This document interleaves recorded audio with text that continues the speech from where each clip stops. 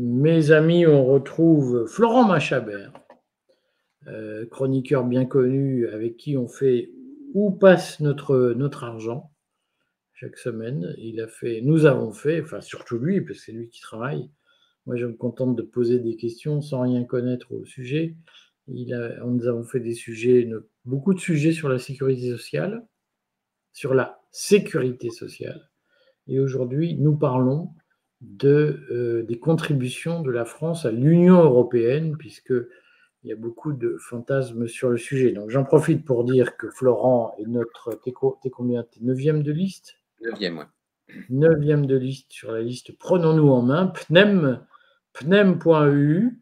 Vous pouvez nous retrouver, je vous ai mis l'adresse en bannière sous cet écran. Vous pouvez nous retrouver sur pnem.eu. Vous pouvez notamment télécharger la fiche A1 à coller sur les panneaux électoraux devant vos bureaux de vote. Faites-le bénévolement. N'hésitez pas, il suffit de télécharger et puis d'imprimer et de coller. Et surtout, rejoignez-nous et rejoignez le site, rejoignez nos informations. Le site pnem.eu comporte un réseau social que nous allons développer. N'hésitez surtout pas à le rejoindre. Mais aujourd'hui, Florent, nous allons surtout parler de la contribution de la France à l'Union européenne, qui est au cœur de cette campagne. Est-ce que l'Union européenne nous coûte beaucoup d'argent ou pas? Florent va tout nous dire, puisque beaucoup de Français ont cette question de mais comment se fait-il qu'on paye autant d'impôts pour être autant ruiné avec des services publics qui fonctionnent aussi mal? Et nous essayons d'apporter chaque semaine un élément de réponse en plus. Florent, qu'est-ce que tu veux nous dire avant qu'on ne passe tes planches sur le sujet?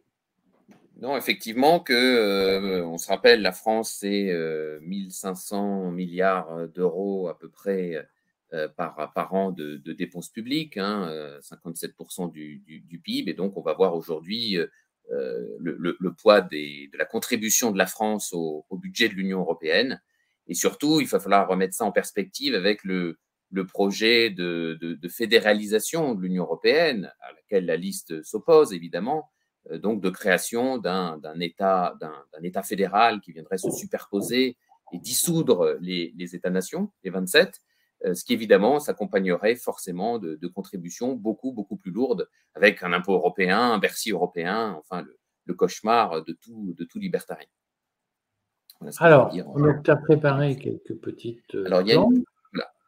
Donc, avant de regarder la France, je pense qu'il faut d'abord comprendre de quoi est constitué le budget de l'Union européenne, et comme on a pu le faire pour la France, on va regarder le volet recettes et puis on va regarder le volet dépenses, avec une nuance de taille qui est que comme il n'y a pas, j'espère jamais, d'État fédéral, eh bien les recettes vont égaler les dépenses et il n'y a pas de dette européenne en soi. En tout cas, à chaque fois qu'il y a une dette européenne, on en parlera, elle est contractée au nom des 27 et au nom des États membres.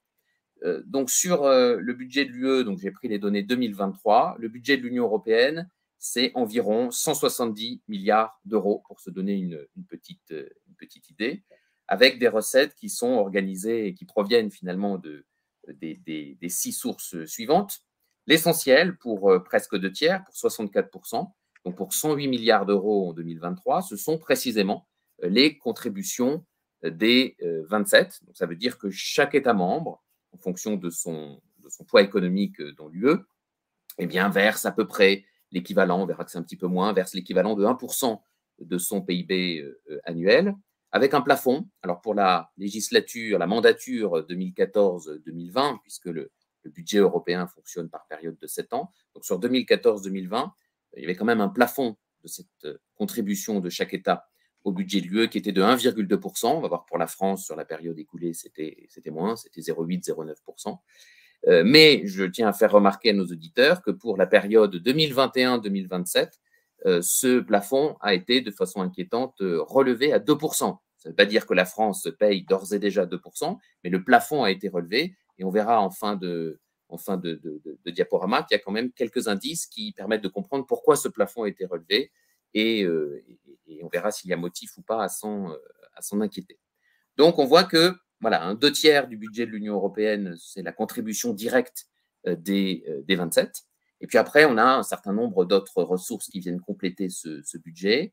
Pour 13%, donc quelques 22 milliards d'euros en 2023, ce sont des droits de douane. Alors bien sûr, des droits de douane qui sont perçus sur les importations de biens qui proviennent de pays tiers, de pays autres que ceux des 27, puisqu'on est en zone de libre-échange, il n'y a pas de droits de douane entre la France et l'Italie ou entre l'Espagne et l'Allemagne. Ensuite, pour 12%, on a des recettes de TVA, donc 20 milliards d'euros. Alors, pareil, cette TVA, en réalité, c'est une contribution des États membres. C'est une part de leur TVA qui est reversée. C'est 0,3% de leur TVA qui est reversée au budget de l'Union européenne. Donc, en réalité, on voit tout de suite que quand on met la première colonne contribution des 27, en réalité, on voit que en fait, la TVA, il faudrait l'ajouter aussi, puisque c'est une partie de leur TVA qu'ils reversent pour abonder le budget de l'Union européenne, par exemple. Ensuite, on a le Royaume-Uni qui, malgré le Brexit, continue de passer à la caisse pour 10 milliards d'euros en 2023. Donc, c'est une somme qui est amenée à, évidemment, disparaître. Mais il y a encore des engagements britanniques pré-Brexit qui continuent de peser pour le Royaume-Uni à hauteur de 10 milliards d'euros par an, 6%. Depuis 2021, il y a une taxe plastique qui a rapporté en 2023 4 milliards d'euros, à peu près 2% des recettes de l'UE. Donc, c'est 80 centimes par kilo de plastique non recyclé pour les amateurs. Et puis après, on a 5 milliards d'euros, à peu près 3%. C'est autre. Alors, dans les autres, on a cet impôt pourri où on trouve à la fois des différentes taxes versées par le personnel de l'Union européenne sur ses rémunérations. C'est les contributions de pays tiers à des programmes européens. C'est les amendes aussi infligées, évidemment, dans le cadre de la politique de la concurrence aux entreprises qui, par exemple, auraient fait des ententes. On se souvient du cartel de la téléphonie, Bouygues, SFR, qui j'oublie, Orange.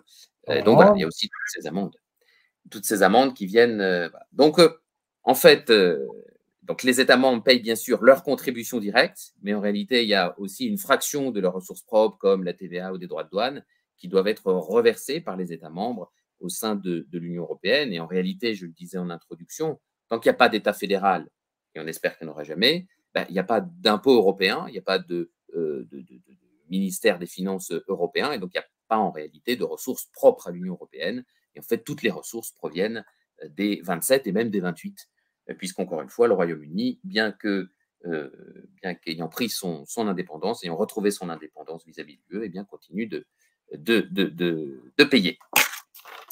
Voilà pour le volet recettes.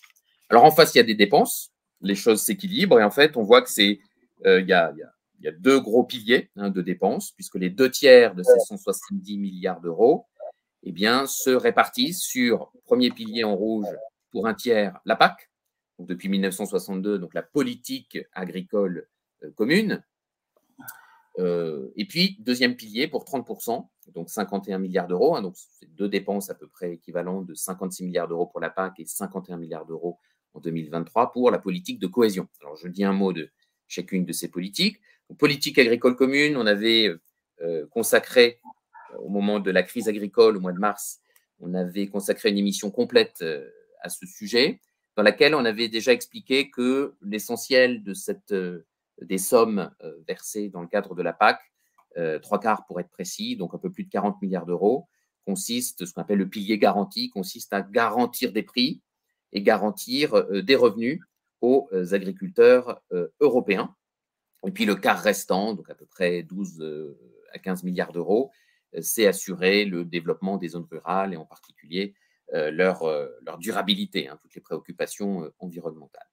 Et le deuxième pilier, donc pour plus de 50 milliards d'euros, donc 30% des dépenses de l'UE, c'est la politique de cohésion, donc toutes les mesures visant à réduire les inégalités régionales, les inégalités sociales entre les États membres de l'Union européenne. En réalité, c'est du clientélisme. Bien sûr, on se souvient parce qu'effectivement, on le verra un peu plus tard, mais qui en a essentiellement bénéficié de cette politique de cohésion sont les élargissements 2004 et 2007, c'est l'Europe de l'Est, les pays baltes, un peu l'Europe du Sud. Donc, effectivement, on est sur du social clientélisme.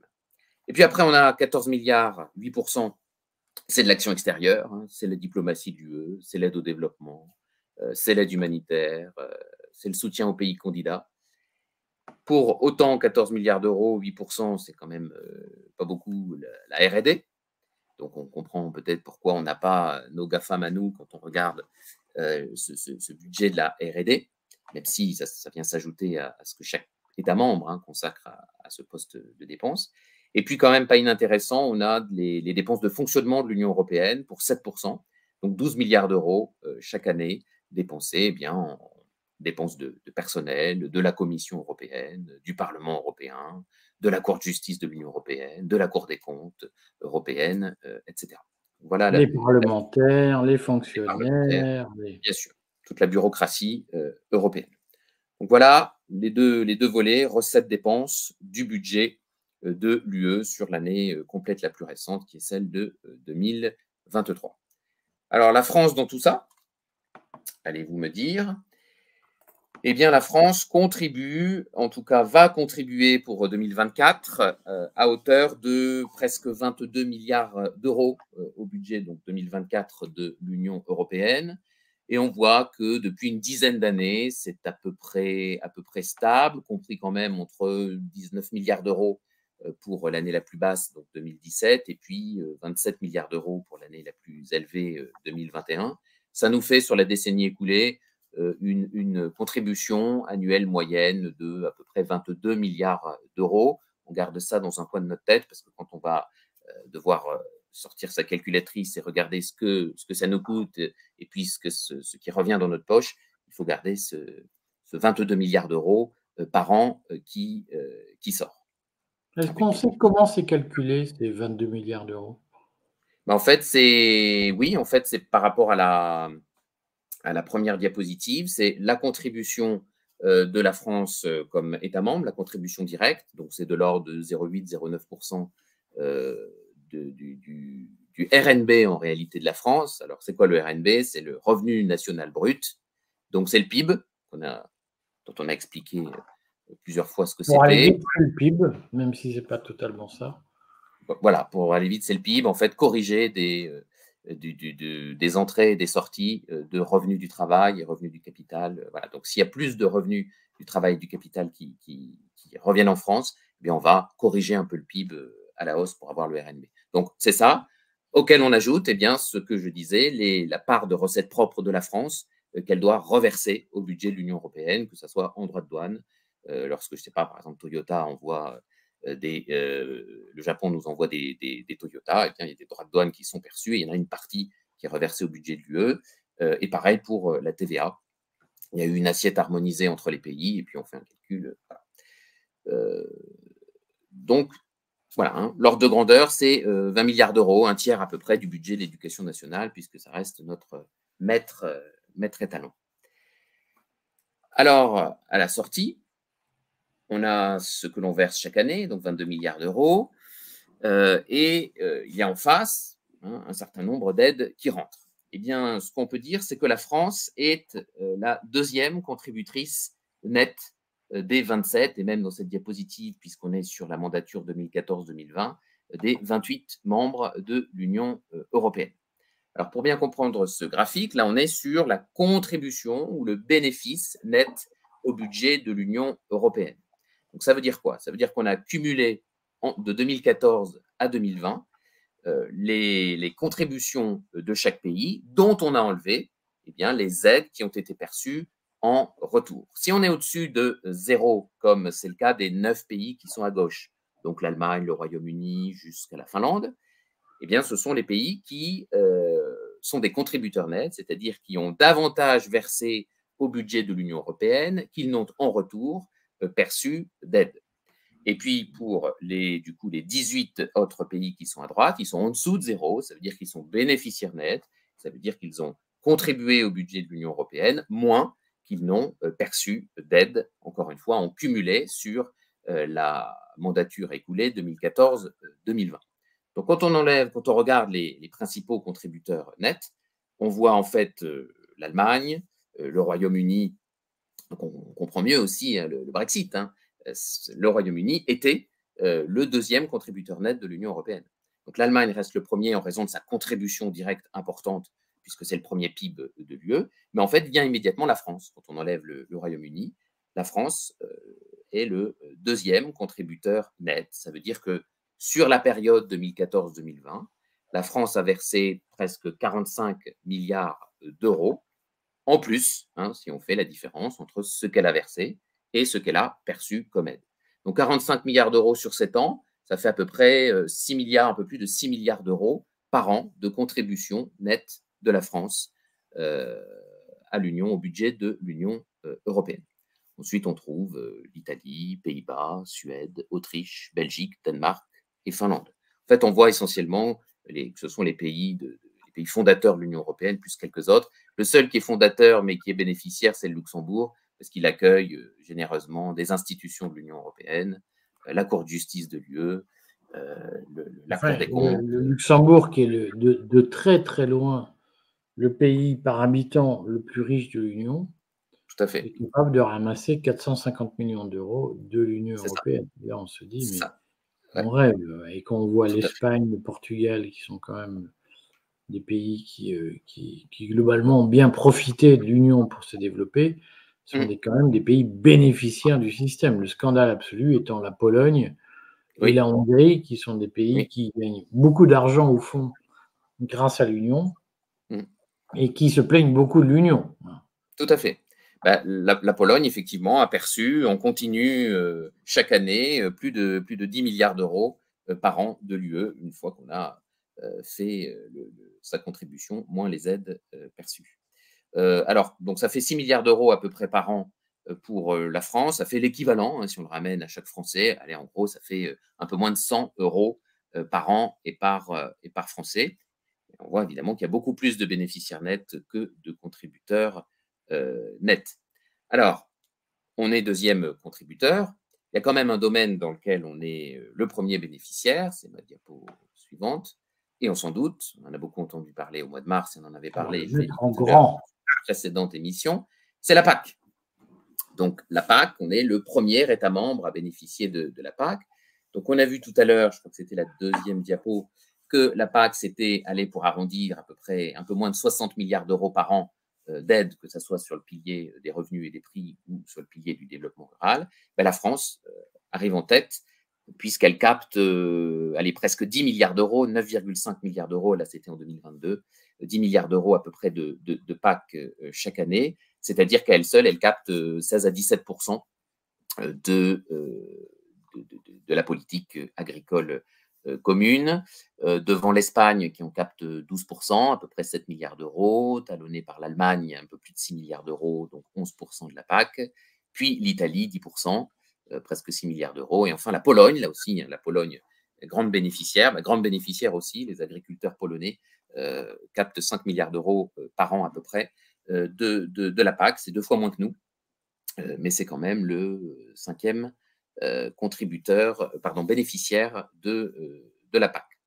Alors, on s'en souvient, on l'avait évoqué dans cette émission à laquelle je fais référence, le problème de la PAC, plein de problèmes, on ne va pas refaire une émission sur la PAC, mais c'est que ces aides, ces 10 milliards d'euros d'aide, les fameux 10 milliards dont Gabriel Attal avait parlé sur sa botte de foin, sont très émiettés. J'avais dit à l'époque qu'on a à peu près 3/4 de ces 10 milliards d'euros d'aide qui rentrent, donc ça fait 7 à 8 milliards d'euros qui sont émiettés sur des petites exploitations avec une subvention annuelle moyenne de l'ordre de 5 000 euros. Donc on est vraiment sur un saupoudrage et sur, là aussi, une inefficacité, comme souvent, de ces systèmes d'aide et de subvention qui est quand même à souligner. Donc si je résume, on a 22 milliards d'euros par an de contribution annuelle moyenne de la France au budget de l'Union européenne. On a à peu près 10 milliards d'euros par an qui rentrent sous forme de PAC. On a à peu près 6 milliards d'euros qui rentrent sous forme d'autres politiques, Erasmus, un peu de politique de cohésion, etc. Et donc, on a à la sortie, 22 moins 10 moins 6, on a effectivement, on retombe sur nos 6 milliards d'euros par an de contribution nette des Français au budget de l'Union européenne. C'est ce qu'on peut dire dans les grandes masses.